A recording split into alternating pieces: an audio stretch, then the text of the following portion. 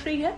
पिछले कुछ दिनों से यही कहा जा रहा है और दावा किया जा रहा है और ज़्यादा सुनने को मिल रहा है कि गन्ने से चीनी बनाने के बजाय एथेनॉल बनाया जा रहा है, इसीलिए चीनी जो है वो कम पड़ गई और गरीबों को ये महंगी मिल रही। लेकिन सरकार इस दावे को खारिज कर रही है। सरकार क्या कह रही है? सरकार कह रही है कि इस बार चीनी की कीमत बढ़ने के मुख्य वजह एथेनॉल नहीं है, बल्कि जो है वो कम उत्पादन है, मौसम से फसल को नुकसान बढ़ा है, बढ़ी हुई डिमांड और मार्केट जो स्पेकुलेशन है, वो सारा कुछ कारण चीनी के दाम बढ़ने का है। और अब आती है कहानी की सबसे दिलचस्प परत। जी हाँ, सरकार को बाजार में कुछ जगहों पर होर्डिंग और स्पेक्ट्रम ट्रेडिंग के संकेत मिले हैं, यानी कुछ ट्रेडर्स और इंटरमीडिएटर्स जो हैं वो चीनी को स्टॉक करके रखते हैं। काला बाजारी आप समझ सकते हो। और बाजार में ये जो परसेप्शन है चीनी कम होने का, वो कहीं ना कहीं यहीं से बढ़ा है।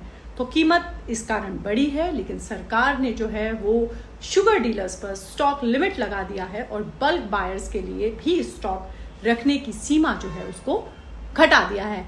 लेकिन क्या अब सरकार ने एक और बड़ा कदम जो है उठाने का फैसला किया है? जी हाँ, भारत जो दुनिया के सबसे बड़े शुगर प्रोड्यूसर में से एक है, अब विदेश से चीनी इंपोर्ट करेगा। सरकार ने करीब 10 लाख टन रॉ शुगर को ड्यूटी फ्री इंपोर्ट करने की अनुमति दे दी है।